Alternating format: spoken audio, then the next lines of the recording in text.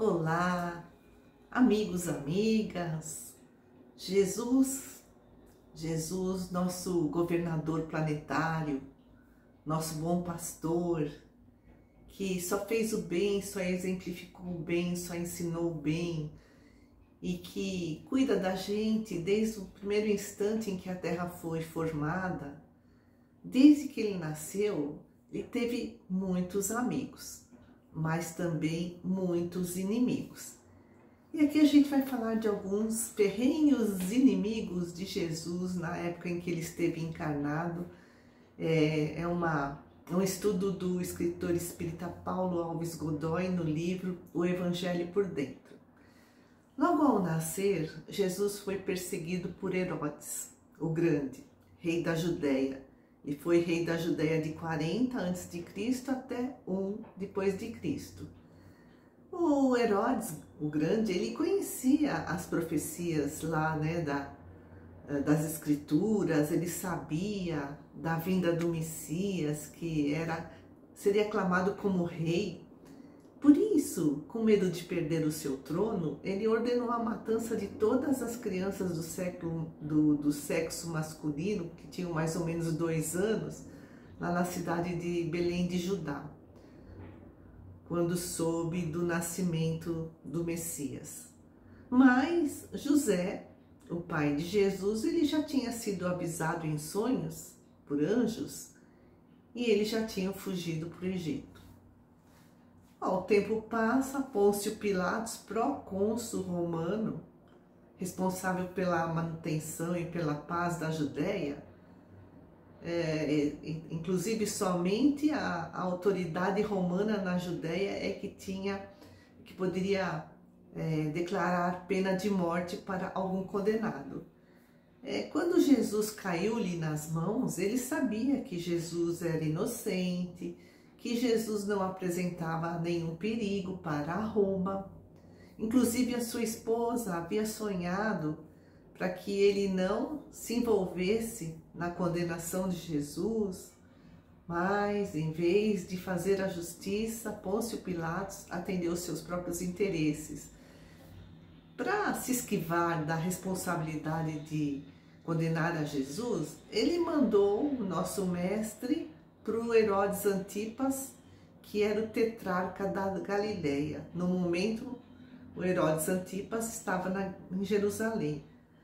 O Herodes Antipas era governador de uma tetrarquia, por isso que a gente lê lá o tetrarca da Galileia, porque a Palestina havia sido dividida em 4 partes. E o Herodes Antipas governava a Galileia, a 4ª parte da Palestina. E Herodes Antipas também não exerceu a justiça. Aí ainda mais humilhou Jesus, colocou-lhe um manto precioso, né, para assim ironizá-lo como rei. Colocou nos ombros de Jesus e mandou de volta para Pilatos. Pilatos ainda tentou sensibilizar a multidão. Ele pensou: eu vou mandar açoitar Jesus, eles vão ficar penalizados e vão esquecer essa história de condená-lo. E nesses açoites, Jesus também sofreu o escárnio dos soldados romanos. Colocaram-lhe uma coroa de espinhos na cabeça, lhe deram uma cana como se fosse o cetro do rei, né, em suas mãos. Mas a multidão que assistia ao julgamento continuava irredutível. Eles gritavam: se libertas a este, não és amigo de César, pois César é o nosso único rei. Então isso abalou Pilatos, né? Se libertas a este, não és amigo de César, pois César é o nosso único rei. Pilatos não queria perder a sua elevada posição política na Judéia. Ele ficou com medo que a população se amotinasse. Então ele pediu uma bacia com água e lavou as mãos, como se isso fosse inocentá-lo de condenar um justo. Infelizmente a gente vê que ainda hoje, né, não existe senso de justiça em toda parte.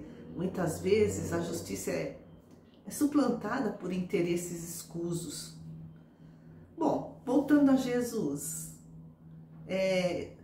mas essa multidão, né, que queria a sua condenação, a gente pensa, dias antes, quando Jesus entrou em Jerusalém, a multidão o recebeu com alegria. E agora, de repente, mudaram de ideia? Paulo Alves Godoy explica que essa multidão que estava na frente do pretório não era a mesma multidão que o recebeu às portas de Jerusalém. Essa multidão era formada de um grupo de opositores fanatizados, comandados pelo templo, pelo sinédrio, tudo, né? Um planejamento. O sinédrio era a Suprema Corte dos judeus. E outros grandes inimigos, ferrenhos inimigos, que foram os maiores inimigos de Jesus. Os principais dos sacerdotes, o comando era de Caifás, o sumo sacerdote. Os escribas que interpretavam a Escritura, eles não admitiam nenhuma contestação às leis de Moisés. Os fariseus, com raras exceções, que não toleravam, né, a inovação nos costumes, e os saduceus, que não admitiam a imortalidade da alma. A gente, né, vê como foi difícil a missão de Jesus, e Jesus já sabia de todos esses percalços que enfrentaria, mas ele enfrentou tudo pelo amor incondicional que ele tem a todos nós. Por isso, te agradecemos, mestre amigo, nosso bom pastor, por cuidar de nós, por estar sempre nos trazendo esses conhecimentos através de seus enviados, por ter vindo pessoalmente à terra trazer a boa nova. Nós te agradecemos, mestre amado. Amigos queridos, que a paz desse nosso grande mestre esteja em nossos lares e em nossos corações por todos os dias da nossa vida.